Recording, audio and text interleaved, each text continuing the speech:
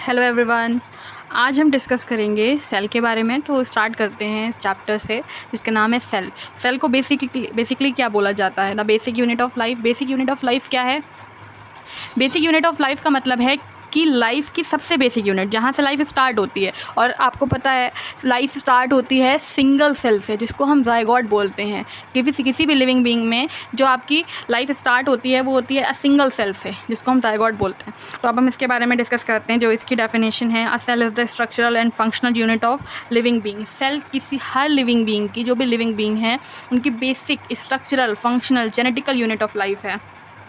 और जो एक सेल है वो अकेला यानी कि इंडिविजुअली भी एग्जिस्ट कर सकता है, इंडिपेंडेंट हो सकता है और अपनी सभी एक्टिविटीज़ को पूरा कर सकता है। कैसे, वो हम आगे पढ़ेंगे। पहले हमें सेल की डेफिनेशन को क्लियर हो गई है। सेल को बिल्डिंग ब्लॉक्स बोला जाता है हमारी बॉडी का। कैसे, इसका एक एग्जांपल ये है कि जैसे मान लेते हैं हम कि मान लीजिए एक कोई वॉल है, ठीक है, एक वॉल है और वॉल किससे मिलकर बनी होती है? वॉल मिलकर बनी होती है ब्रिक से। इस तरीके से एक एक छोटी छोटी ईंट से मिलकर दीवार पूरी बनती है। तो एक तरीके से हम अगर एग्जांपल के तौर पे माने कि हमारी बॉडी ये दीवार है, ये वॉल जो है ये हमारी बॉडी है, और ये जो एक ब्रिक है ये है सेल। इसी तरीके से जैसे ये पूरी दीवार छोटे छोटे ब्रिक से मिलकर बनती है, ऐसे ही हमारी पूरी बॉडी छोटे छोटे सेल्स से मिलकर बनती है। हमारी बॉडी में मिलियंस ऑफ सेल्स हैं और डिफरेंट टाइप्स के सेल्स हैं, एक जैसे नहीं, सिमिलर सेल्स नहीं होते हैं। सेल्स के जो ग्रुप हैं वो तो सिमिलर हो सकते हैं, बट ये आपके ग्रुप तो सिमिलर हो सकते हैं, बट अगर हम कहें कि सभी सेल्स सिमिलर होते हैं, वो सिमिलर नहीं होते हैं, वो होते हैं डिफरेंट और उनके फंक्शन भी डिफरेंट होते हैं। अच्छा, साइटोलॉजी क्या होती है? Cytology is the branch of biology under which cell structure is studied. यानी कि साइटोलॉजी बायोलॉजी की वो ब्रांच है जिसमें सेल के स्ट्रक्चर के बारे में पढ़ा जाता है, और अब इसको रिप्लेस करके सेल बायोलॉजी बना दिया गया है। ये आप ध्यान रखिएगा। What living organisms are made up of. Living organisms काहे से मिलकर बने होते हैं? So cell are the building blocks of the plant. इसके जो सर्टन कैरेक्टर्स हैं, कैरेक्टर्स मतलब होता है कैरेक्टरिस्टिक्स मतलब गुण उसके। तो सेल के जो मेन कैरेक्टरिस्टिक्स हैं वो ये हैं कि सेल बिल्डिंग ब्लॉक्स होता है प्लांट और एनिमल्स में। प्लांट्स हों या एनिमल्स हों, दोनों में ही बिल्डिंग ब्लॉक्स का काम करता है। और लिविंग बींग्स में किसे माना जाता है? लिविंग बींग्स के दो ही एग्जाम्पल हैं, प्लांट्स एंड एनिमल्स। एनिमल्स में ह्यूमन्स को कंसिडर किया जाता है। A cell is capable of independent existence and perform all the basic functions of life।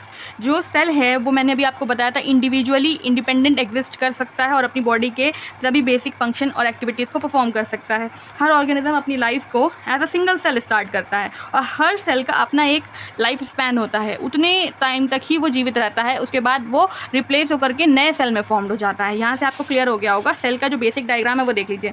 Cell इस तरीके का होता है, ठीक, ये मैं रफ डायग्राम बना रही हूँ, और उसके बीच में पाई जाती है न्यूक्लियस। ओके, तो सेल में बेसिकली 3 पार्ट्स होते हैं। पहला होता है ये हमारी सेल मेम्ब्रेन। ओके, पहला होता है सेल मेम्ब्रेन, दूसरा होता है साइटोप्लाज्म, और तीसरा होता है न्यूक्लियस। इसके बारे में हम आगे डिटेल में पढ़ेंगे। पहले हम ये कैरेक्टर्स हमारे क्लियर हो गए। अब हम नेक्स्ट टॉपिक पे चलते हैं। नेक्स्ट टॉपिक है हमारा discovery of cell. So cell are so tiny that they can not be seen with naked eyes. Cell बहुत ज़्यादा छोटे होते हैं, हम उन्हें नेक्ड आइज से नहीं देख सकते, ये ऑब्वियस सी बात है। These were discovered by Robert Hooke in 1665। आपको इसकी डिस्कवरी याद करके रखनी है कि सेल की डिस्कवरी किसने करी है। सेल की डिस्कवरी करी है रॉबर्ट हुक ने, और कौन से ईयर में करी है? In 1665। He examined a thin slice of bottle कॉक under a self made crude microscope. और यहाँ से भी क्वेश्चन बन जाता है कि रॉबर्ट हुक ने जो सेल की डिस्कवरी करी थी वो कौन से माइक्रोस्कोप से करी थी? सेल्फ मेड माइक्रोस्कोप था जिसका नाम था क्रूड माइक्रोस्कोप। ओके, कॉर्क से उन्होंने क्या किया, जो कॉर्क होता है जैसे बॉटल पे लगा होता है ना कॉर्क, उन्होंने कॉर्क की एक स्लाइस को कट किया और उन्होंने अंडर द माइक्रोस्कोप, जो कि माइक्रोस्कोप कौन सा था? क्रूड माइक्रोस्कोप, उसके अंदर उसको देखा। जब उन्होंने उसे देखा तो उन्हें उसमें ब्लॉक्स नज़र आए, इस तरीके से नज़र आया। ऐसे करके उन्होंने देखा, मान लीजिए स्लाइस है और इस पर उन्होंने देखा तो उन्हें ब्लॉक्स नज़र आए। उन्होंने कहा ये ब्लॉक्स क्या हैं? ये लिटिल रूम्स जिसे बोलते हैं, लिटिल रूम्स क्या हैं? तो उन्होंने ये दिमाग लगाया, उन्होंने कहा कि ये कॉर्क बनता काहे से है? ये कॉर्क बनता है बार्क से। बार्क जिसे हम बोलते हैं, जो ये जो वुडी ट्रीज़ होते हैं इस तरीके से, वुडी ट्रीज़ के ऊपर जो छाल पाई जाती है इसको बोलते हैं हम बार्क। ओके, इसको बोलते हैं बार्क। तो उन्होंने बताया, मतलब उन्होंने देखा कि ये बार्क से मिलकर बनता है। तो बार्क से बना है तो उन्होंने दिमाग लगाया कि जब कॉर्क में लिटिल रूम्स हैं तो प्लांट्स में भी लिटिल रूम्स होंगे। तो उन्होंने फिर डिस्कवरी करी। तो उन्होंने जब ये सेल्स देखे थे, क्योंकि ये भाई प्लांट से बार्क को निकाला गया, बार्क से ये बनाया गया, तो सेल्स तो हैं। सो उन्होंने देखा कि इसके अंदर सेल्स तो हैं, बट उन्होंने देखा कि ये सेल्स जो हैं वो अंदर से उनके ब्लॉक्स एम्प्टी हैं, उनके अंदर कुछ भी नहीं है, वो पूरे एम्प्टी हैं। तो उन्होंने पहली डिस्कवरी जो करी थी, क्वेश्चन यहाँ से बनता है कि उन्होंने क्या कौन से सेल से करी थी, लिविंग सेल से करी थी कि डेड सेल से करी थी। The cells seen by Hooke were all dead cells and they had only empty spaces surrounded by a cellulose wall. So यहाँ पे लाइन को क्लियर कर देते हैं हम आपको। जो उन्होंने रॉबर्ट हुक ने सेल्स देखे वो सारे डेड सेल्स थे और एम्प्टी स्पेसेस थे, खाली जगह थी उनके अंदर, लेकिन उनके आसपास सेलुलोज की वॉल थी। सेलुलोज की वॉल यहाँ पे किस बात हो रही है आपको बता दूं कि जो प्लांट सेल होता है, प्लांट सेल में पाई जाती है सेल वॉल। तो सेल वॉल काहे से मिलकर बनी होती है? सेल वॉल मिलकर बनी होती है सेल्यूलोज से। दैट्स वाई यहाँ पर मेंशन किया है उन्होंने कि it is surrounded by a cellulose wall. So cell denote the living contents of protoplasm. तो आज के टाइम पे जो हम देखते हैं वो सेल लिविंग कंटेंट और प्रोटोप्लास्ट को डिफाइन करता है। व्हाट इज़ प्रोटोप्लास्ट और क्या है आगे डिटेल में पढ़ेंगे। और रॉबर्ट ब्राउन कौन थे? अब यहाँ पे नेम तो सेम है बट सरनेम अलग है। वो रॉबर्ट हुक हैं, ये रॉबर्ट ब्राउन है। रॉबर्ट ब्राउन ने न्यूक्लियस की डिस्कवरी करी थी और उन्होंने बताया था न्यूक्लियस के बारे में, ठीक है। और जो जेई पुरकिंजे हैं और वॉन मॉल हैं, इन दोनों ने लिविंग सब्सटेंस जिसे प्रोटोप्लाज्म बोला जाता है इसकी डिस्कवरी करी थी। प्रोटोप्लाज्म क्या होता है यहाँ पे क्लियर कर देते हैं। प्रोटोप्लाज्म देखिए 3 तरीके के प्लाज्म आपको सुनने को मिलेंगे। एक मिलेगा साइटोप्लाज्म, प्रोटोप्लाज्म और न्यूक्लियोप्लाज्म, ठीक है। सो पहला जो हमारा सेल होता है, आप देखो ध्यान से, ये हमारा सेल है। सेल के अंदर होती है न्यूक्लियस। अब सेल के अंदर पाया जाता भी मैंने बताया था साइटोप्लाज्म। यहाँ पर होता है साइटोप्लाज्म। तो सेल के अंदर जो साइटोप्लाज्म होता है वो ये फ्लूइड है, इसको बोलते हैं साइटोप्लाज्म। अब आते हैं इसके अंदर न्यूक्लियस। न्यूक्लियस के अंदर जो प्लाज्म होता है इसको हम बोलते हैं न्यूक्लियोप्लाज्म। अब ये दोनों प्लाज्म तो क्लियर हो गए। अब ये क्या होता है? सो इन दोनों प्लाज्म को अगर हम मिला के देखें, अगर हम इनको साथ में देखें तो ये न्यूक्लियोप्लाज्म प्लस साइटोप्लाज्म दोनों ही क्या कहलाता है? प्रोटोप्लाज्म। तो पूरे सेल के अंदर का जो फ्लूइड कंटेंट होता है उसको हम बोलते हैं प्रोटोप्लाज्म। अब हम बात करते हैं माइक्रोस्कोप की इन्वेंशन की। जो सिंपल माइक्रोस्कोप है उसकी ल्यूवेनहॉक ने डिस्कवरी करी थी और रॉबर्ट हुक ने अभी लाइट कंपाउंड माइक्रोस्कोप को डिस्कवर किया था। रॉबर्ट हुक एक इंग्लिश साइंटिस्ट थे और रॉबर्ट हुक ने अपने सेल्फ मेड जो क्रूड माइक्रोस्कोप था उससे भी डिस्कवरी की थी, ठीक है। और नेक्स्ट हमारा जो क्वेश्चन है वो है सेल थ्योरी के बारे में। सेल थ्योरी को क्लियर कर लेते हैं। सेल थ्योरी स्टार्ट करते हैं। Cell theory, a German botanist M.J. Schleiden and a German zoologist Theodor Schwann, इन दोनों ने कलेक्टिवली सेल थ्योरी करी थी क्योंकि ये थे बॉटनिस्ट और ये थे zoologist. Botanist who studied about the plants and zoologist who studied about animals. So इन अब ये भाई लिविंग तो दोनों होते हैं, प्लांट्स एंड एनिमल। तो बॉटनिस्ट और जूलॉजिस्ट दोनों ने मिलकर एक कलेक्टिवली थ्योरी दी जिसको उन्होंने सेल थ्योरी का नाम दिया, जो दोनों के लिए थी, प्लांट्स के लिए भी और एनिमल के लिए भी। और 1885 में एक जर्मन फिजियोलॉजिस्ट थे र्यूडोल्फ वर्चाउ, इन्होंने एक फ्रेज दिया था जिसको बोलते हैं ओमनिस सेलुलाe सेलुला। इसका मीनिंग होता है it means that all the cells arise from pre existing cells. जितने भी सेल्स हैं सारे के सारे सेल्स प्री एग्जिस्टिंग सेल से ही आए हैं, कहीं और से नहीं आए हैं। इनके कहने का मतलब क्या है एक्सप्लेन करते हैं। ये हमारा पुराना सेल है, ठीक है। अब ये पुराना सेल है, पुराना हो गया, अब ये वॉर्न आउट होने वाला है।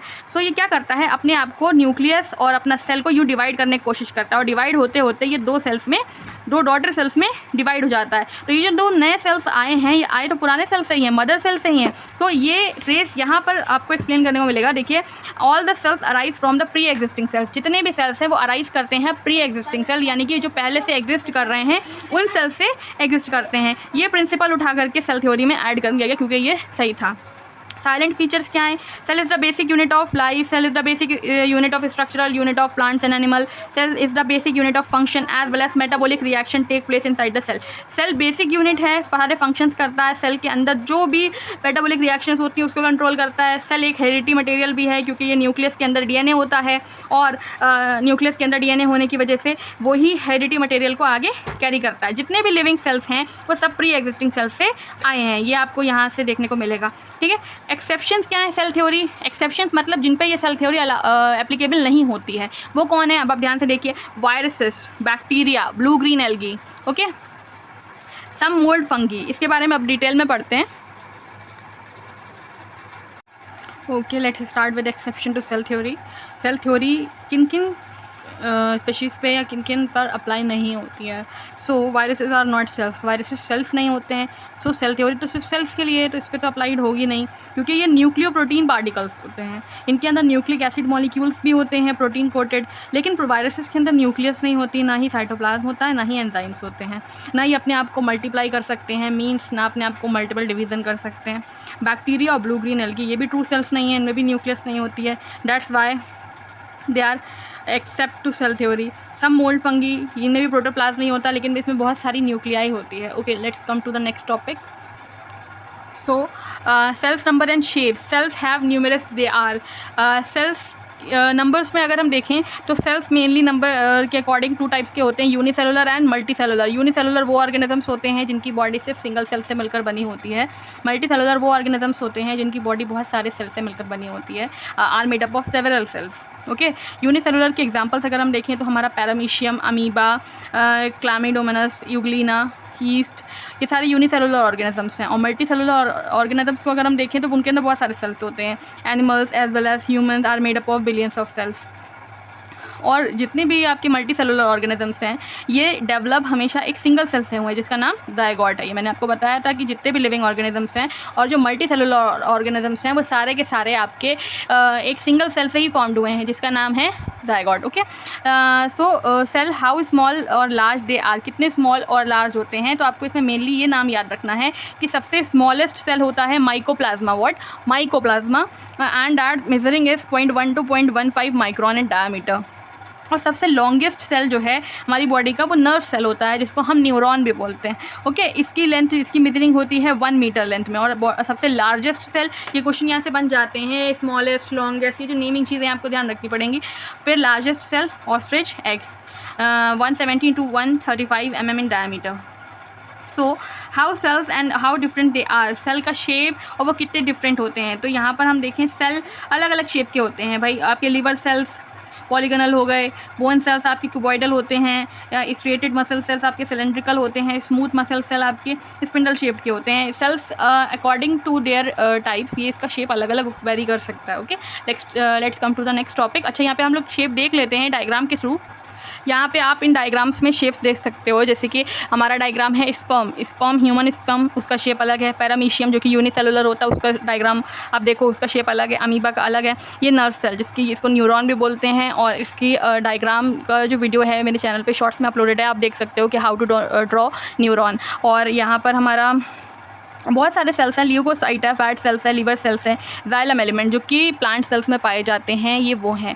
ठीक है, आप यहाँ पे देख सकते हो हर सेल के टाइप्स का शेप अलग अलग होता है। तो यहाँ से हमें ये पता चल गया। अब हम पढ़ेंगे characteristics of the cell. So देखो, ये तो हमको पता ही है, cells are the building blocks of plant and animals. सभी प्लांट और एनिमल्स के बिल्डिंग ब्लॉक्स होते हैं सेल। और cell is capable of independent existence, cell independent exist करता है, ये भी मैंने आपको बताया था। और हर ऑर्गेनिज्म अपनी लाइफ की स्टार्टिंग जो करता है वो सिंगल सेल से ही करता है। हर सेल का अपना एक ओन लाइफ स्पैन होता है, और old one cell continuously replace होते रहते हैं न्यू सेल से। और एक फैक्ट है कि हमारी बॉडी का हर सेल 7 ईयर्स में नया हो जाता है, मतलब रिप्लेस हो जाता है पुराने सेल से, नए सेल्स आ जाते हैं पूरी बॉडी के। और आपको पता है यहाँ पर कि बहुत सारे सेल्स जो होते हैं जब वो मिलते हैं, ग्रुप ऑफ सेल्स टिश्यू कहलाता है। ग्रुप ऑफ टिश्यूज़ एक ऑर्गन बनाता है, और ऑर्गन जब साथ में वर्क करते हैं तो वो एक सिस्टम में वर्क करते हैं, तो वो सिस्टम ऑर्गन सिस्टम कहलाता है। और बहुत सारे ऑर्गन सिस्टम्स मिलकर एक ऑर्गेनिज्म बनता है। तो ऑर्गन सिस्टम जस्ट एग्जांपल हमारा रिप्रोडक्टिव सिस्टम, और हमारा respiratory system, circulatory system, digestive system, excretory system, nervous system, ये सारे सिस्टम्स। ठीक है, सेल के अलग अलग डिफरेंट सेल ऑर्गेनल्स होते हैं। हर सेल ऑर्गेनल का अपना एक स्पेसिफिक फंक्शन है, और डिवीज़न ऑफ लेबर जो है सेल ऑर्गेनल में ही पाया जाता है। अब हम नेक्स्ट टॉपिक पे आते हैं, स्ट्रक्चरल ऑर्गेनाइजेशन ऑफ सेल। जो सेल है उसकी स्ट्रक्चरल ऑर्गेनाइजेशन क्या है। तो एक जो एनिमल सेल है वो broadly formed of 3 major part से मिलकर बना होता है। पहला पार्ट है हमारा प्लाज्मा मेम्ब्रेन या फिर सेल मेम्ब्रेन जिसको बोला जाता है, जो आउटर मोस्ट कवरिंग होती है, आउटर मोस्ट मेम्ब्रेन जिसे हम झिल्ली भी बोलते हैं हिंदी में, वो होती है। सेकेंड है हमारा nucleus, and third is cytoplasm. Let's discuss about plasma membrane. So अब यहाँ पर आप ये दोनों डायग्राम्स देख सकते हो, ये है हमारा एनिमल सेल और ये है हमारा प्लांट सेल। दोनों के बीच का आपको मेजर डिफरेंस ये दिखेगा कि इसमें ये जो वॉल है जिसे हम सेल वॉल के नाम से जानते हैं वो एनिमल में नहीं होती है। एनिमल में सिर्फ साइटोप्लाज्म होता है, उसके बाद सेल मेम्ब्रेन होती है और अंदर न्यूक्लियस होती है। बट प्लांट्स में न्यूक्लियस, साइटोप्लाज्म और सेल मेम्ब्रेन के बाहर सेल वॉल होती है, जो कि काहे से मिलकर बनी होती है, वो होती है सेल्यूलोज से बनी हुई होती है। और जो एनिमल सेल है उसमें न्यूक्लियस सेंटर में रहती है, बट प्लांट सेल में जो न्यूक्लियस होती है वो थोड़ी साइड में होती है, क्योंकि इसके अंदर जो वैक्यूल्स होते हैं वो वेल डेवलप्ड होते हैं। वैक्यूल्स के अंदर जो स्टोरेज होती है वो हमारी न्यूक्लियस को रिप्लेस करके खुद लार्जर शेप में है ना, तो उसको रिप्लेस कर देती है, डिस्प्लेस कर देती है, सॉरी।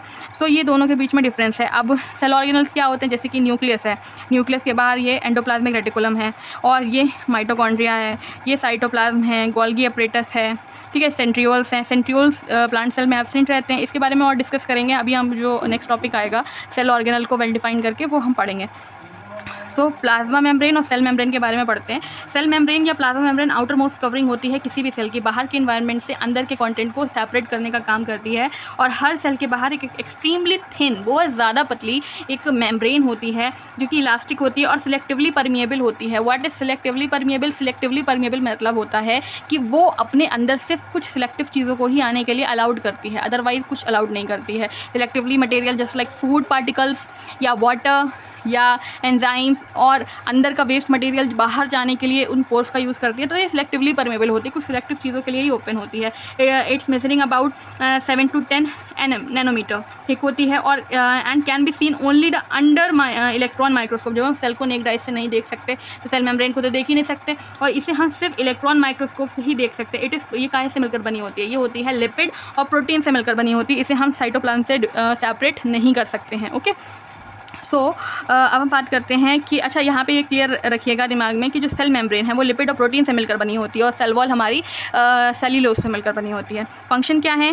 फंक्शन है ये हमारे अंदर के सेमी फ्लूइड और कंटेंट को बाइंड करके रखती है, सेल को डेफिनेट शेप देती है, मैकेनिकल बैरियर का काम करती है, सिलेक्टिवली परमेबल होती है, फ्लेक्सिबल होती है, और ये फॉरेन सब्सटेंसेस को रिकॉग्नाइज करके उनको अंदर आने से रोकती है, सेल के अंदर एंटर करने से। ओके, अब हमारा जो नेक्स्ट मेजर टॉपिक है न्यूक्लियस, अब हम उसके बारे में डिस्कस करते हैं डायग्राम के थ्रू। ओके।